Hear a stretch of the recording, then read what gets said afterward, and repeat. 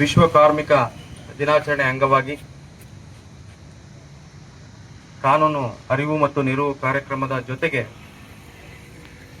ಈ ಒಂದು ಕಾರ್ಮಿಕ ದಿನಾಚರಣೆಯನ್ನು ಹಮ್ಮಿಕೊಂಡಿರ್ತಕ್ಕಂಥ ಈ ಒಂದು ಕಾರ್ಯಕ್ರಮದಲ್ಲಿ ಆಸೀನರಾಗಿರ್ತಕ್ಕಂತಹ ಕಾರ್ಯಕ್ರಮದ ಅಧ್ಯಕ್ಷರು ಆದಂತಹ ವಕೀಲರ ಸಂಘದ ಅಧ್ಯಕ್ಷರಾದ ಟಿ.ಸಿ. ಅಶ್ವಥ್ ರೆಡ್ಡಿ ಅವರೇ, ಸಂಪನ್ಮೂಲ ವ್ಯಕ್ತಿಗಳು ಆದಂತಹ ಕಾರ್ಮಿಕ ನಿರೀಕ್ಷಕರು ಆದಂತಹ ಜಿ.ಎಂ. ರಾಕೇಶ್ ಅವರೇ, ಸಹಾಯಕ ಸರ್ಕಾರಿ ಅಭಿಯೋಜಕರು ಆದಂತಹ ರಾಮಮೂರ್ತಿ ಅವರೇ, ತಾಲೂಕು ಪಂಚಾಯಿತಿಯ ಕಾರ್ಯನಿರ್ವಹಣಾಧಿಕಾರಿಗಳಾದಂತಹ ನಾಗಮಣಿ ಮೇಡಮ್ ಅವರೇ,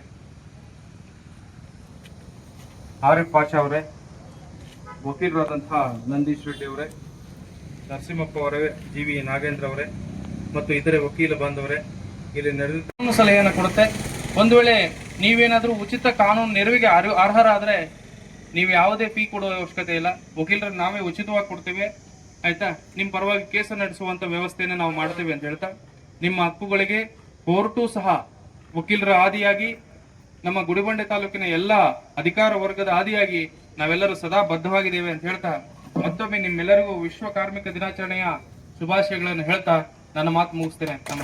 ಹಕ್ಕುಗಳಿದಾವೆ, ರಾಜ್ಯ ನಿರ್ದೇಶಕ ತತ್ವಗಳಿದಾವೆ, ಎಲ್ಲವೂ ಇದ್ರೂ ಕೂಡ ಸ್ಟಿಲ್ ಈಗಲೂ ಕೂಡ ಕಾರ್ಮಿಕರ ಒಂದು ಸಮಸ್ಯೆಗಳನ್ನ ನಾವು ನೋಡ್ತಾ ಇದ್ದೇವೆ.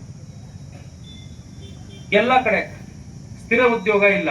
ಎಲ್ರಿಗೂ ಉದ್ಯೋಗ ಇದೆಯಾ? ಇಲ್ಲ. ಇವತ್ತಿದ್ರೆ ನಾಳೆ ಇಲ್ಲ, ನಾಳೆ ಇದ್ರೆ ನಾಡದ್ದಿಲ್ಲ, ಆಯ್ತಾ. ಅಸ್ಥಿರ ಉದ್ಯೋಗ ಯಾವಾಗಲೂ ಮಹಾಮಾರಿಯ ಸಂದರ್ಭದಲ್ಲಿ ವಲಸೆ ಕಾರ್ಮಿಕರ ಸಂಕಷ್ಟ ದೇಶದ ಒಂದು ಗಮನ ಸೆಳೆದಿರ್ತಕ್ಕಂಥ ನಾವು ನೋಡ್ತೇವೆ. ಇದರಿಂದ ಕಾರ್ಮಿಕರ ಕಲ್ಯಾಣಕ್ಕಾಗಿ ಇದು ಪ್ರಮುಖವಾಗಿರ್ತಕ್ಕಂಥ ಒಂದು ದಿನಾಚರಣೆ ಅಂತ ಅನ್ಕೋಬಹುದು. ಯಾಕೆ ಅಂತಂದ್ರೆ ಕಾರ್ಮಿಕ ದಿನಾಚರಣೆಯನ್ನ ಅಂತ ಆಚರಿಸಲಾಗುವಂತಹ ಒಂದು ಮಹತ್ವವಾದಂತಹ ಒಂದು ಕಾರ್ಯಕ್ರಮ ಮತ್ತು ದಿನ. ಈ ದಿನ ಕಾರ್ಮಿಕರ ಶ್ರಮ, ಹಕ್ಕುಗಳು, ಸಮಾಜದ ನಿರ್ಮಾಣದಲ್ಲಿ ಅವರ ಒಂದು ಅಪ್ರತಿಮ ಪಾತ್ರವನ್ನ ಸ್ಮರಿಸುವುದಕ್ಕಾಗಿ ಮೀಸಲಿಟ್ಟಂತಹ ಒಂದು ದಿನ ಅಂತ ನಾವು ಅನ್ಕೋಬಹುದು. ಮಾನವ ಸಮಾಜದ ಪ್ರಗತಿಯಲ್ಲಿ ಕಾರ್ಮಿಕರ ಕೊಡುಗೆಯನ್ನು ನೀವು ಅಳತೆ ಮಾಡಲಿಕ್ಕೆ ಸಾಧ್ಯ ಇಲ್ಲ. ಕೃಷಿ, ಕೈಗಾರಿಕೆ, ಸೇವಾ ವಲಯ, ನಿರ್ಮಾಣ ಕ್ಷೇತ್ರ, ಎಲ್ಲ ಕ್ಷೇತ್ರಗಳಲ್ಲಿಯೂ ಸಹ ಕಾರ್ಮಿಕರ ಶ್ರಮವೇ ಅಭಿವೃದ್ಧಿಯ ಮೂಲ ಚಾಲನಾ ಶಕ್ತಿಯಾಗಿದೆ ಅಂತ ಹೇಳ್ಬಹುದು. ಕಾರ್ಮಿಕ ದಿನಾಚರಣೆ ಇತಿಹಾಸವನ್ನು ನಾವೇನಾದರೂ ಅವಲೋಕಿಸಿದ್ದೇ ಆದಲ್ಲಿ 1886ರಲ್ಲಿ ಅಮೆರಿಕದ ಚಿಕಾಗೋ ನಗರದಲ್ಲಿ ನಡೆದಂತಹ ಕಾರ್ಮಿಕರ ಹೋರಾಟ ಈ ಒಂದು ದಿನಾಚರಣೆಗೆ ಪ್ರಮುಖ ತಿರುವನ್ನು ಕೊಟ್ಟಿರ್ತಕ್ಕಂಥದ್ದು ನಾವು ನೋಡ್ತೀವಿ. ಆ ಸಮಯದಲ್ಲಿ ಹೆಂಗಿತ್ತು ಪರಿಸ್ಥಿತಿ ಅನ್ನೋದಂತೆ ಹೇಳೋದಾದ್ರೆ, ಕಾರ್ಮಿಕರನ್ನ ದಿನಕ್ಕೆ 12ರಿಂದ 14 ಗಂಟೆಗಳ ಕಾಲ ದುಡಿಸ್ಕೊಳ್ಳಲಾಗ್ತಾ ಇತ್ತು. ಆ ಒಂದು ಅಮಾನುಷ ಪರಿಸ್ಥಿತಿಗೆ ವಿರೋಧವಾಗಿ ಕಾರ್ಮಿಕರು 8 ಗಂಟೆಗಳ ಕೆಲಸದ ಅವಧಿ, ಸಮಂಜಸ ವೇತನ ಮತ್ತು ಮಾನವೀಯ ಕೆಲಸದ ಪರಿಸ್ಥಿತಿಗಾಗಿ ಹೋರಾಟ ನಡೆಸಿರ್ತಕ್ಕಂಥದ್ದನ್ನು ನಾವು ನೋಡ್ತೀವಿ. ಈ ಹೋರಾಟದಲ್ಲಿ ಅನೇಕರು ತಮ್ಮ ಪ್ರಾಣವನ್ನೇ ಬಲಿದಾನ ಮಾಡಿರ್ತಕ್ಕಂಥ ನಾವು ನೋಡ್ತೀವಿ. ಈ ಹೋರಾಟದ ಸ್ಮರಣಾರ್ಥವಾಗಿಯೇ ಮೇ 1 ಅಂತಾರಾಷ್ಟ್ರೀಯ ಕಾರ್ಮಿಕ ದಿನವಾಗಿ ಆಚರಣೆ ಮಾಡ್ತಾ ಇದ್ದೇವೆ. ಆದ್ದರಿಂದ ಕೇವಲ ಇದು ಆಚರಣೆ ಅಲ್ಲ, ಇದು ಹಕ್ಕುಗಳಿಗಾಗಿ ನಡೆದಂತಹ ಹೋರಾಟದ ಸಂಕೇತ ಅಂತ ನಾವು ಅನ್ಕೋಬೇಕು. ಇನ್ನು ನಾವು ಈಗ ತಾನೇ ಮಾಲಾರ್ಪಣೆ ಮಾಡಿ ಬಂದ್ವಿ. ಅಂಬೇಡ್ಕರ್ ಸಾಹೇಬರು ಕೊಟ್ಟಿರ್ತಕ್ಕಂಥ ಒಂದು ಕಾನ್ಸ್ಟಿಟ್ಯೂಷನ್, ಸಂವಿಧಾನ ಏನ್ ಹೇಳುತ್ತೆ, ಸಂವಿಧಾನ ಕಾರ್ಮಿಕ ದಿನಾಚರಣೆ ಕಾರ್ಮಿಕರ ಬಗ್ಗೆ ಏನ್ ಹೇಳ್ತದೆ ಅನ್ನೋದು ಸ್ವಲ್ಪ ನಾವು ಅವಲೋಕನೆ ಮಾಡಬೇಕು. ಭಾರತ ಸಂವಿಧಾನವು ಕಾರ್ಮಿಕರ ಹಕ್ಕುಗಳಿಗೆ ಬಲವಾದಂತಹ ಕಾನೂನನ್ನ ನಮಗೆ ಆಧಾರವಾಗಿ ಕೊಟ್ಟಿರ್ತಕ್ಕಂಥದ್ದು ನಾವು ನೋಡ್ತೀವಿ. ಸಂವಿಧಾನದ ಭಾಗ 3ರಲ್ಲಿ ಮೂಲಭೂತ ಹಕ್ಕುಗಳು, ಭಾಗ 4ರಲ್ಲಿ ನಿರ್ದೇಶಕ ತತ್ವಗಳು ಕಾರ್ಮಿಕರ ರಕ್ಷಣೆ ಪ್ರಮುಖವಾಗಿ ಪಾತ್ರವನ್ನು ವಹಿಸಿರ್ತಕ್ಕಂಥದ್ದು ನಾವು ನೋಡ್ತೀವಿ. ತದನಂತರ ನೀವು ಕಾರ್ಡನ್ನು ಕೂಡ ಪಡ್ಕೊಳ್ಬಹುದು, ಡೌನ್ಲೋಡ್ ಮಾಡ್ಕೊಬಹುದು. ಸೊ ಇದು ನಿಮಗೆ ಸೌಲಭ್ಯ, ಕಾರ್ಮಿಕ ಇಲಾಖೆ ಕಡೆಯಿಂದ ಸಿಗುವಂತಹ ಸೌಲಭ್ಯಗಳಾಯ್ತು. ಇನ್ನ ಕಾರ್ಮಿಕ ಸಂಘಗಳಿಗೆ ಸಂಬಂಧಪಟ್ಟಂಗಾದ್ರೆ, ಈಗ ನ್ಯಾಯಾಧೀಶ ಸರ್ ಹೇಳಿದರೆ ಒಗ್ಗಟ್ಟು ಅನ್ನೋದು ಬಹಳ ಮುಖ್ಯ ಅಂತ ಅಂದ್ಬಿಟ್ಟು, ಅಂಬೇಡ್ಕರ್ ಅವರು ಹೇಳಿದರೆ ಶಿಕ್ಷಣ, ಸಂಘಟನೆ, ಹೋರಾಟ ಅಂತಂದ್ಬಿಟ್ಟು. ಹೋರಾಟ ಮಾಡಬೇಕಂತಂದ್ರೆ ಒಬ್ಬ ವ್ಯಕ್ತಿಯಿಂದ ಸಾಧ್ಯ ಆಗೋದಿಲ್ಲ. ಒಂದು ಬದಲಾವಣೆ ಆಗಿರ್ಬೋದು, ನಮ್ಮ ಹಕ್ಕುಗಳನ್ನ ಪಡಿಬೇಕಾದ್ರೂ ಕೂಡ ಒಬ್ಬ ವ್ಯಕ್ತಿಯಿಂದ ಸಾಧ್ಯ ಇರೋದಿಲ್ಲ. ಎಲ್ಲರೂ ಕೂಡ ಯಾರಿಗೆ ಒಂದು ತೊಂದರೆಯ ಪರಿಣಾಮ ಬೀಳ್ತದೆ, ಎಲ್ಲರೂ ಕೂಡ ಒಗ್ಗಟ್ಟಾಗಿ ಅದನ್ನ ಕಾನೂನಿನ ಒಳಗಡೆ, ಚೌಕಟ್ಟಿನ ಒಳಗಡೆ ಪರಿಹಾರ ಕಂಡುಕೊಳ್ಳೋದಕ್ಕೆ ಎಲ್ಲರೂ ಸಂಘಟಿತರಾಗಿ ಹಕ್ಕೊತ್ತಾಯ ಮಾಡೋದು, ಬೇಡಿಕೆಗಳನ್ನ ಇಡುವಂಥದ್ದು ಮಾಡಿದಾಗ ಮಾತ್ರನೇ ಅವ್ರಿಗೆ ಪರಿಹಾರ ಸಿಗೋ ಸಾಧ್ಯ. ಆ ನಿಟ್ಟಿನಲ್ಲಿ ನಮ್ಮ ಇಲಾಖೆ ಕಡೆಯಿಂದನೇ ಟ್ರೇಡ್ ಯೂನಿಯನ್ಸ್ ಆಕ್ಟ್ ಅಂತ ಒಂದಿದೆ, ಕಾರ್ಮಿಕ ಸಂಘಗಳ ಕಾಯ್ದೆ 1926 ಅಂತ ಇತ್ತು. ಸೊ ಇವಾಗ ಅದರ ಅಡಿಯಲ್ಲೇ ಕಾರ್ಮಿಕ ಸಂಘಗಳನ್ನ ರಚನೆ ಮಾಡ್ಕೊಳ್ಳೋದಕ್ಕೆ ಅವಕಾಶ ಕೊಟ್ಟಿದ್ದಾರೆ. ಸೊ ಅದರ ಅವಕಾಶದ ಮುಖಾಂತರನೇ ಗುಡಿಬಂಡೆಯಲ್ಲಿ ಈಗ 2 ಕಾರ್ಮಿಕ ಸಂಘಗಳು ನಮ್ಮ ಲೇಬರ್ ಡಿಪಾರ್ಟ್ಮೆಂಟ್ ಕಡೆಯಿಂದ ರಿಜಿಸ್ಟರ್ ಆಗಿದ್ದಾವೆ. ಅಧಿಕೃತವಾಗಿ ಅದಕ್ಕೆ ಕಾರ್ಮಿಕ ಇಲಾಖೆ ಕಡೆಯಿಂದ ಮಾನ್ಯತೆ ದೊರೆತಿದೆ. ಅದರಲ್ಲಿ ತಾವೆಲ್ಲರೂ ಕೂಡ ಮೆಂಬರ್ಸ್ ಆಗಿ ನೀವು ಪದಾಧಿಕಾರಿಗಳನ್ನ ಎಲೆಕ್ಟ್ ಮಾಡಿದ್ದೀರಾ. ಪದಾಧಿಕಾರಿಗಳನ್ನ ಎಲೆಕ್ಟ್ ಮಾಡಿ ನಮ್ಮ ಇಲಾಖೆಯಿಂದ ಸಿಗುವಂತ ಸೌಲಭ್ಯಗಳನ್ನ ಪಡೆಯಕ್ಕೆ ಕೂಡ ಅನುಕೂಲ ಆಗ್ತಿದೆ ನಿಮಗೆ. ಆದ್ರಿಂದ ನೀವು ಪದಾಧಿಕಾರಿಗಳಿದ್ದೀರಾ, ಆರಿಫ್ ಪಾಷಾ ಇದ್ದಾರೆ, ಜಬೀವುಲ್ಲಾ ಕೆಲಸ ಮಾಡಿದ್ದಾರೆ, ಮೇಸ್ತ್ರಿ ಕೃಷ್ಣಪ್ಪ ಅವರು ಕೆಲಸ ಮಾಡಿದ್ದಾರೆ, ಮತ್ತೆ ಎಲೆಕ್ಟ್ರಿಷಿಯನ್ ಒಂದು ಸಂಘದಿಂದ ಕೂಡ ಆದಿಯಣ್ಣನವರು ಮತ್ತೆ ಮುಂತಾದವರು ಕೆಲಸ ಮಾಡಿದ್ದಾರೆ. ನಮ್ಮ ಇಲಾಖೆ ಜೊತೆಗೆ ಒಳ್ಳೆ ಬಾಂಧವ್ಯ ಇಟ್ಕೊಂಡಿದ್ದಾರೆ, ಸಹಕರಿಸ್ತಿದ್ದಾರೆ. ಕಾರ್ಯಕ್ರಮಗಳಾಗಿರ್ಬೋದು, ಏನಾದರೂ ಸೌಲಭ್ಯಗಳು ಕೊಡಬೇಕಾದ ಕೂಡ ಎಲ್ಲರೂ ಕಚೇರಿ ಕರ್ಕೊಂಡ್ಬರೋದಾಗಿರ್ಬೋದು, ಸವಲತ್ತುಗಳು ಬರ್ತದೆ. ಈ ಗಾಡಿಯಲ್ಲಿ ಹೋಗ್ತಾ ಇರುವಾಗ ಯಾವ ಥರ ಒಂದು ತೀರ್ಕೊಂಡ್ಬಿಟ್ರೆ ಅವರ ಕುಟುಂಬಕ್ಕೆ ಯಾವ ಥರ ಸವಲತ್ತುಗಳು ಬರ್ತದೆ ಅನ್ನೋ ವಿಚಾರವನ್ನು ನಮ್ಮ ಗೌರವಂತ ಅಶ್ವಥ್ ನಾರಾಯಣ್ ಸರ್ ಅವರು ಕೂಲಂಕುಷವಾಗಿ ಎಲ್ಲ ವಿಚಾರಗಳನ್ನು ಮಂಡನೆ ಮಾಡಿಕೊಟ್ಟಿದ್ದಾರೆ.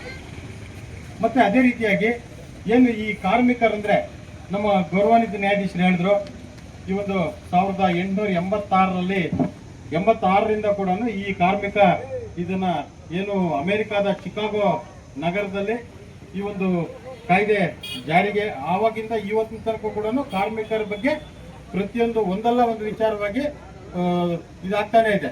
ಅದರ ಬಗ್ಗೆ ಇವತ್ತಿಗೂ ಕೂಡ ಯಾವುದು ಮತ್ತೆ ಸಂಘಟನೆ ಆಗಬೇಕು, ನೀವೆಲ್ಲ ಒಗ್ಗಟ್ಟಾಗಿ ಇರಬೇಕಾಗುತ್ತೆ. ಯಾಕೆಂತ ಹೇಳಿದ್ರೆ ಇವಾಗ ಏನು ಈ ಒಂದು ಕಾರ್ಯಕ್ರಮಕ್ಕೆ ಒಗ್ಗಟ್ಟಿಂದ ಬಂದಿದ್ದೀರಾ, ನಾಳೆ ಬೆಳಗ್ಗೆ ಏನಾದ್ರು ನಿಮಗೆ ಕಟ್ಟಡ ಕಾರ್ಮಿಕರು ಇರ್ತಾರೆ, ಒಂದು ಆಕ್ಸಿಡೆಂಟ್ ಆಯಿತು ಇಲ್ಲ ಅಂತ ಹೇಳಿದ್ರೆ ಎಲ್ಲೋ ಒಂದು ಬಿಲ್ಡಿಂಗ್ ಕಟ್ಟುವಾಗ ಏನೋ ಒಂದು ಸುರಕ್ಷತೆ ಇಲ್ಲದೆ ಎಲ್ಲರೂ ಅಲ್ಲಿಂದ ಬಿದ್ದು ಅವ್ರಿಗೇನಾದರೂ ಆ ಥರ ಒಂದು ಆಕ್ಸಿಡೆಂಟ್ ಆದಾಗ ನೀವೆಲ್ಲ ಕೂಡ ಒಗ್ಗಟ್ಟಾಗಿ ಅಲ್ಲಿ ಅವ್ರಿಗೆ ಪ್ರತಿಯೊಬ್ಬರು, ಯಾಕೆಂದರೆ ಇವತ್ತು ದಿವಸ ನಿಮ್ಗಾಗ್ಬೋದು, ನಾಳೆ ದಿವಸ ನನಗಾಗ್ಬೋದು, ಆ ಥರ ಇದ್ದಾಗ ನೀವೆಲ್ಲ ಕೂಡ ಒಗ್ಗಟ್ಟಿನಿಂದ ದುಡಿಬೇಕು ಅನ್ನೋ ವಿಚಾರ ಅಂತ ಹೇಳಿದ್ರು.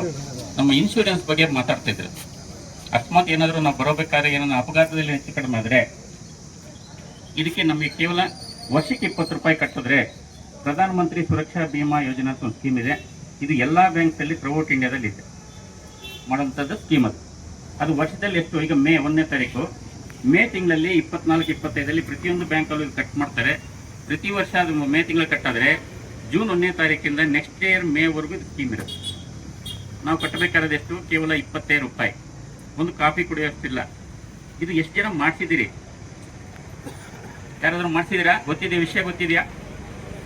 ಸರಿ, ದಯವಿಟ್ಟು ಎಲ್ಲರದ್ದು ಇದೆ ನಿಮ್ಮ ಬ್ಯಾಂಕಲ್ಲಿ. ನಿಮ್ಮ ಅವ್ರು ಹೇಳಿದ ಇಷ್ಟೊತ್ತು DBT ಟೈಪ್ ಬರುತ್ತೆ ಅಂತ, ಡೈರೆಕ್ಟ್ ಬೆನಿಫಿಟ್ ಟ್ರಾನ್ಸ್ಫರ್ ಅಂತ. ಎಲ್ಲರದ್ದು ಅಕೌಂಟ್ಸ್ ಇದೆ ತಾನೆ? ಅಕೌಂಟ್ಸ್ ಇದ್ರೆ ನಿಮ್ಮ ಬ್ಯಾಂಕಲ್ಲಿ, ಯಾವುದೇ ಬ್ಯಾಂಕ್ ಆಗಲಿ, ನೀವು ಬ್ಯಾಂಕಲ್ಲಿ ಹೋಗಿ 20 ರೂಪಾಯಿ ನಿಮ್ಮ ಅಕೌಂಟಲ್ಲಿ ಡೆಬಿಟ್ ಆಗುತ್ತೆ, ಎಲ್ಲೂ ದುಡ್ಡು ಕೊಡೋಷ್ಟಿಲ್ಲ. ಇದನ್ನು ಅವಾಗಲೇ ಜಡ್ಜ್ ಸಾಹೇಬ್ ಹೇಳ್ತಿದ್ರು, ಇಂಥ ಸ್ಕೀಮ್ಸ್ ಇದೆ, ದಯವಿಟ್ಟು ಇದನ್ನು ಸದುಪಯೋಗ ಪಡ್ಕೊಳ್ಳಿ. ಇದು ಒಳ್ಳೆ ಸ್ಕೀಮ್ ಇದೆ. ನೀವು ಕೇವಲ 25 ರೂಪಾಯಿ ವರ್ಷದಲ್ಲಿ 20 ರೂಪಾಯಿನ ಕಟ್ಟೋದ್ರಿಂದ ಅಕಸ್ಮಾತ್ ಒಂದು ಆಕ್ಸಿಡೆಂಟಲ್ಲೇ, ಎರಡನೇದು ಅಕಸ್ಮಾತ್ ನಾವೇನ ಕೆಲಸ ಮಾಡುವಾಗ ಏನೋ ಹೆಚ್ಚು ಕಡಿಮೆ ಆಗಿ ಯಾವುದನ್ನೇ ಎಕ್ವಿಪ್ಮೆಂಟ್ ಏನೋ ಬಿದ್ದು ಏನೋ ಹೆಚ್ಚು ಕಡಿಮೆ ಅಪಘಾತದಲ್ಲಿ ಏನನ್ನ ಮರಣ ಹೊಂದಿದ್ರೆ ಅವರಿಗೆ ಫ್ಯಾಮಿಲಿಗೆ ನಾಮಿನಿ ಇದ್ದವರಿಗೆ 2 ಲಕ್ಷ ರೂಪಾಯಿ ಬೆನಿಫಿಟ್ ಸಿಗುತ್ತೆ. ಒಂದು ಅಕಸ್ಮಾತ್ ಈಗ ನೀರು ಕುಡಿಲಿಕ್ಕೆ ಹೋಗ್ತಾರೆ, ಯಾವುದೋ ಒಂದು ನಮ್ಮ ಕೃಷಿ ಹೊಂಡ ಇರ್ಬೋದು, ಬೇರೆ ಯಾವುದಾದ್ರೂ ಇರ್ಬೋದು, ಅಂಥ ಕಡೆಯನ್ನ ಕೃಷಿ ಹೊಂಡದಲ್ಲಿ ಹೋಗಿ ಕೈ ಕಾಲ ಜಾರಿಯನ್ನಾದರೆ ಅದಕ್ಕೆ ಸಿಗುತ್ತೆ. ಇಲ್ಲ ರಾತ್ರಿ ಹೊತ್ತು ತೋಟಕ್ಕೆ ಹೋಗ್ತಾ ಇರ್ತೀವಿ, ನಮ್ಮ ಸುಮಾರಷ್ಟು ಅಗ್ರಿಕಲ್ಚರ್ ಅವರೆಲ್ಲ ಮಾಡ್ತಿರೋರು, ತೋಟದಲ್ಲಿ ಹಾವಿಗೆ ಏನೋ ಕಚ್ಚಿ ಏನಾದ್ರು ಮರಣ ಹೊಂದಿ ಕೂಡ ಅದಕ್ಕೆ 2 ಲಕ್ಷ ಸಿಗುತ್ತೆ. Next electric wire, live wire, suppose morning ಎಲ್ಲ ನಾವು ವಾಕಿಂಗ್ ಹೋಗ್ಬೇಕಾದ್ರೆ, ಮಾರ್ನಿಂಗ್ ತೋಟಕ್ಕೆ ಹೋಗ್ಬೇಕಾದ್ರೆ ಅಂಥದ್ದೇನು ಹೆಚ್ಚು ಕಡಿಮೆ ಆಗಿ ಲೈವ್ ವೈರನ್ನು ಹೆಚ್ಚಾಗಿ ಪ್ರಾಬ್ಲಮ್ ಆಗಿಬಿಟ್ಟು 2 ಲಕ್ಷ ರೂಪಾಯಿ ಬೆನಿಫಿಟ್ ಸಿಗುತ್ತೆ. ನಾವು ಕಟ್ಟಬೇಕಾದಷ್ಟು ಕೇವಲ 25 ರೂಪಾಯಿ. ಇದು ದಯವಿಟ್ಟು ಮಾಡಿಸ್ಬೋದಾ? ದಯವಿಟ್ಟು ಯಾರ್ಯಾರಿದ್ದಾರೆ ಅಟ್ಲೀಸ್ಟ್ ನೀವೆಲ್ಲ ಬ್ಯಾಂಕಲ್ಲಿ ಇರೋದು 3 ಬ್ಯಾಂಕಲ್ಲಿ, ಎಸ್ಪೆಷಲಿ ಗುಡಿಬಂಡೆನಲ್ಲಿ 3 ಬ್ಯಾಂಕ್ಸಲ್ಲೂ ಸ್ಕೀಮ್ ಇದೆ. ದಯವಿಟ್ಟು ಇದನ್ನು ಪ್ರತಿಯೊಬ್ಬರು ಇದನ್ನು ಉಪಯೋಗಿಸ್ಕೊಳ್ಳಿ. ಅದು ಸರ್, ನಾವು ಹೊರಟೋದ ಮೇಲೆ ದುಡ್ಡು ಬಂದರೆ ಪ್ರಯೋಜನ ಅಂತಾರೆ. ಈಗ ನಾವು ಮೊಡವೆ ಮಾಡಿದ್ದೀವಿ, ಆಸ್ತಿ ಮಾಡಿದ್ದೀವಿ, ಒಡವೆ ಇದೆ, ಜಮೀನು ಇದೆ, ಎಲ್ಲ ಇದೆ, ನಾವು ಅದನ್ನ ಎತ್ಕೊಂಡು ಹೋಗ್ತೀವಾ? ಸರ್,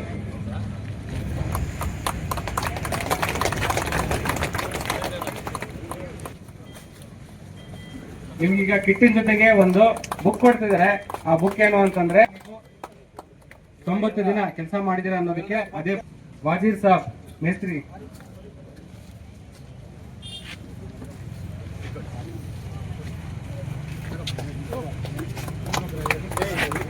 ಗಂಗಾಧರಪ್ಪ ಮೇಸ್ತ್ರಿ, ಸುಬ್ರಹ್ಮಣಿ ಮೇಸ್ತ್ರಿ, ಅಂಜಿ ಮೇಸ್ತ್ರಿ, ಶಬ್ಬೀರ್ ಮೇಸ್ತ್ರಿ,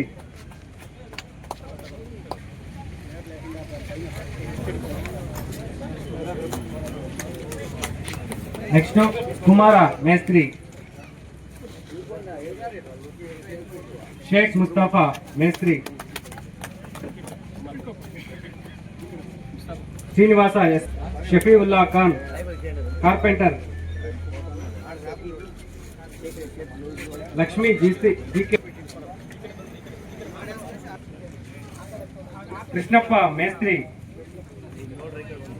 ಮಂಜುಳಾ ಹೆಲ್ಪರ್,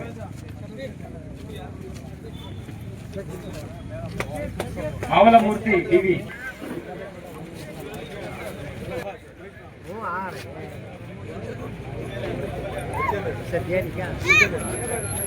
ಕಾರ್ಮಿಕ ಇಲಾಖೆ. ಈಗ ನಾನು ಆಗ್ಲೇ ಹೇಳಿದೆ, ಫ್ಯಾಕ್ಟರ್ಸ್ ಆಫ್ ಪ್ರೊಡಕ್ಷನ್ ಅಲ್ಲಿ ಲ್ಯಾಂಡ್ ನ ಅಂದ್ರೆ ಭೂಮಿನ ಕಂದಾಯ ಇಲಾಖೆ ನಿರ್ವಹಣೆ ಮಾಡ್ತದೆ. ಈ ಒಂದು ಏನು ಬಂಡವಾಳ ಇರ್ತದೆ ಅಂತದ್ರಲ್ಲೆಲ್ಲ ಕೂಡ ಬ್ಯಾಂಕ್ಗಳಿದಾವೆ, RBI ಸಿಸ್ಟಮ್ ಇದೆ, ಆ ಒಂದು ಹಣಕಾಸು ವ್ಯವಸ್ಥೆನ ಅದು ನಿರ್ಮಾಣ ಮಾಡ್ತಿದೆ. ಕಾರ್ಮಿಕರ ಹಕ್ಕುಗಳು, ಕಾರ್ಮಿಕರ ಕಲ್ಯಾಣ ಅದನ್ನ ನೋಡುವಂಥದ್ದು, ಯಾರು ಉದ್ಯೋಗದಾತರಿರ್ತಾರೆ ಹಾಗೂ ಯಾವುದು ಕೈಗಾರಿಕೆಗಳಿರ್ತವೆ, ಆ ಕೈಗಾರಿಕಾ ಬಾಂಧವ್ಯ, ಉದ್ಯೋಗದಾತರು ಅಂದ್ರೆ ಮಾಲೀಕರು ಹಾಗೂ ಕಾರ್ಮಿಕರು ಅಂದ್ರೆ ನೌಕರರು, ಇವರೆಲ್ಲರ ಒಂದು ಶ್ರೇಯೋಭಿಲಾಷೆಯಿಂದ ನೋಡುವಂಥದ್ದು. ಇದನ್ನ ನೋಡ್ತಾನೆ ಸರಿದೂಗಿಸ್ತಾನೆ ಈ ರಾಜ್ಯದ, ಈ ದೇಶದ, ವಿಶ್ವದ ಪ್ರಗತಿಯನ್ನ ನೋಡುವಂಥದ್ದು ಕಾರ್ಮಿಕ ಇಲಾಖೆ. ನಮ್ಮ ಇಲಾಖೆಯಿಂದ ಕಾರ್ಮಿಕರಿಗಾಗಿ ಒಂದು ಮೇನ್ ನಮ್ದು ಆಬ್ಜೆಕ್ಟಿವ್ ಹಾಗೂ ಮೇನ್ ಕೆಲಸ ಏನು ಅಂತಂದ್ರೆ ಕಾರ್ಮಿಕರ ಕಲ್ಯಾಣಕ್ಕಾಗಿ, ಕಾರ್ಮಿಕರ ರಕ್ಷಣೆಗಾಗಿ ಅನುಷ್ಠಾನ ಆಗಿರುವಂತಹ ಹಲವಾರು ಕಾನೂನುಗಳನ್ನ ಜಾರಿ ಮಾಡುವಂಥದ್ದು. ಅದರಲ್ಲಿ ನಿಮ್ಗಾಗ್ಲೇ ಗೊತ್ತಿರೋ ಹಂಗೆ ವೇತನಕ್ಕೆ ಸಂಬಂಧಪಟ್ಟಂಗೆ ಅಂದ್ರೆ ಈ ಒಂದು ತಾರೀಕಿನೊಳಗನೆ, ತಿಂಗಳ 7ನೇ ತಾರೀಕು 10ನೇ ತಾರೀಕಿನೊಳಗಡೆ ಸಂಬಳನ ಕೊಡಬೇಕು ಅಂತ ವೇತನ ಪಾವತಿ ಕಾಯ್ದೆ ಆಗಿರ್ಬೋದು. ಒಬ್ಬ ಕಾರ್ಮಿಕರಿಗೆ ಗೌರ್ಮೆಂಟ್ ಏನು ಅಧಿಸೂಚನೆ ಮಾಡಿರ್ತದೆ ಅದಕ್ಕಿಂತ ಕಡಿಮೆ ವೇತನ ಕೊಡಬಾರ್ದು ಅಂತಂದ್ಬಿಟ್ಟು ಕನಿಷ್ಠ ವೇತನ ಕಾಯ್ದೆ ಆಗಿರ್ಬೋದು. ಒಂದೇ ರೀತಿಯ ಕೆಲಸ ಮಾಡುವಂತ ಪುರುಷರೇ ಆಗಿರ್ಬೋದು, ಮಹಿಳೆಯರೇ ಆಗಿರ್ಬೋದು, ಅವರಿಬ್ಬರೂ ಕೂಡ ಸಮಾನವಾಗಿ ವೇತನವನ್ನು ಕೊಡಬೇಕು ಅಂತ ಅಂದ್ಬಿಟ್ಟು ಸಮಾನ ವೇತನ ಕಾಯ್ದೆ ಇರ್ಬೋದು, ಬೋನಸ್ ಕಾಯ್ದೆ ಆಗಿರ್ಬೋದು, ಮತ್ತೆ ಉಪದಾನ ಕಾಯ್ದೆ ಆಗಿರ್ಬೋದು, ಅದೇ ರೀತಿಯಾಗಿ ಮೆಟರ್ನಿಟಿ ಬೆನಿಫಿಟ್ ಆಗಿರ್ಬೋದು. ಈ ರೀತಿಯ ಅನೇಕ ಕಾನೂನುಗಳು ನಾವು ಅನುಷ್ಠಾನ ಜಾರಿ ಮಾಡ್ತಾ ಇದ್ವಿ. ಇತ್ತೀಚೆಗೆ ಹೊಸದಾಗಿ ಕೇಂದ್ರ ಸರ್ಕಾರದಿಂದ ಇವೆಲ್ಲ ಕಾನೂನುಗಳನ್ನ ಒಟ್ಟುಗೂಡಿಸಿ ಕಾರ್ಮಿಕ ಸಂಹಿತೆಗಳು, ಲೇಬರ್ ಕೋಡ್ಸ್ ಅಂತ ಅಂದ್ಬಿಟ್ಟು 4 ಕಾನೂನುಗಳನ್ನ ಈಗ ರಚನೆ ಮಾಡಿದ್ದಾರೆ. ಈಗ ಕೇಂದ್ರ ಸರ್ಕಾರದಿಂದ ಇವೆಲ್ಲ ಜಾರಿಯಲ್ಲಿದ್ದಾವೆ. ಕರ್ನಾಟಕ ರಾಜ್ಯದಿಂದ ಈಗ ನಿಯಮಗಳನ್ನ ರೂಪಿಸಿ ಮುಂದಿನ ದಿನಗಳಲ್ಲಿ ಅದು ಕೂಡ ಜಾರಿ ಆಗುತ್ತೆ. ಅವುಗಳಲ್ಲಿ ಒಂದು ಕೋಡ್ ಆನ್ ವೇಜಸ್ ಅಂತ ಕರೀತಾರೆ, ಅಂದ್ರೆ ವೇತನದ ಸಂಹಿತೆ ಅಂತಿದೆ. ತದನಂತರ ಕೈಗಾರಿಕಾ ಬಾಂಧವ್ಯ ಕಾಯ್ದೆ ಅಂತಿದೆ, ಅಂದ್ರೆ ಕೋಡ್ ಆನ್ ಇಂಡಸ್ಟ್ರಿಯಲ್ ರಿಲೇಷನ್ಸ್ ಇದೆ. ಅದಾದ್ಮೇಲೆ ಸಾಮಾಜಿಕ ಭದ್ರತೆಗೆ ಸಂಬಂಧಪಟ್ಟಿದ್ದು. ಸಾಮಾಜಿಕ ಭದ್ರತೆ ಅಂತಂದ್ರೆ ಯಾರೇ ಒಬ್ಬ ವ್ಯಕ್ತಿ ತನ್ನ ದುಡಿಮೆಯ ವಯಸ್ಸಿನ ನಂತರ ಅಂದ್ರೆ ರಿಟೈರ್ಮೆಂಟ್ ಆಗಿದ್ದಾದ್ಮೇಲೆ ಆತ ಬೇರೆಯವ್ರ ಮೇಲೆ ಅವಲಂಬನೆ ಆಗಬಾರ್ದು ಅಂತ ಅಂದ್ಬಿಟ್ಟು ಬರುವಂತ ಪೆನ್ಷನ್ ಆಗಿರ್ಬೋದು, ತನ್ನ ಜೀವಕ್ಕೆ ಅಥವಾ ಅಪಘಾತ ಸಂಭವಿಸಿದಾಗ ತಾನು ಬೇರೆಯವ್ರ ಮೇಲೆ ಅವಲಂಬನೆ ಆಗಬಾರ್ದು ಅಂತ ಅಂದ್ಬಿಟ್ಟು ಇರುವಂತಹ ವಿಮೆ ಇರ್ಬೋದು, ಅಂದ್ರೆ ಇನ್ಶೂರೆನ್ಸಸ್, ಅವೆಲ್ಲನೂ ಕೂಡ ಸಾಮಾಜಿಕ ಭದ್ರತೆ ವ್ಯಾಪ್ತಿಯಲ್ಲಿ ಬರ್ತವೆ.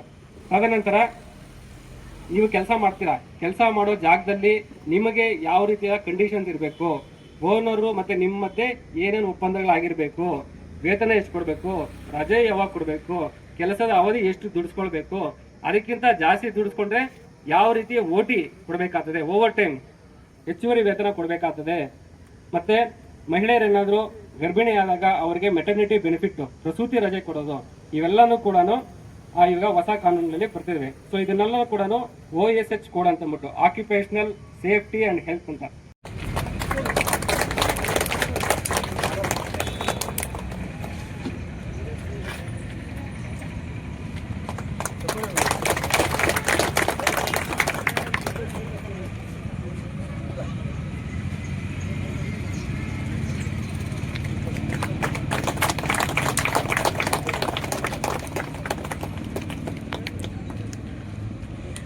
ಆರಿಫ್ ಭಾಯ್,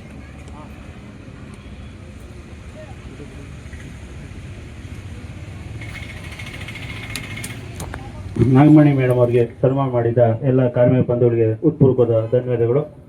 ಈಗ ಮತ್ತೊಬ್ಬ ವ್ಯಕ್ತಿ ಸರ್ ಪ್ಲೀಸ್.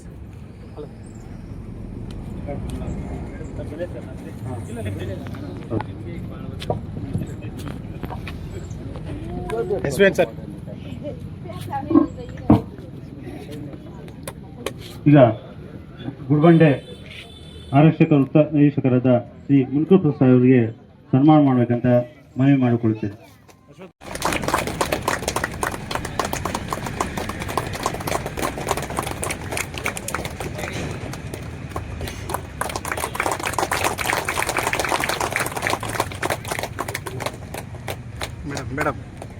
ಮೇಡಮ್ ಸ್ವಲ್ಪ ತಾವು ಮುಂದೆ ಬನ್ನಿ.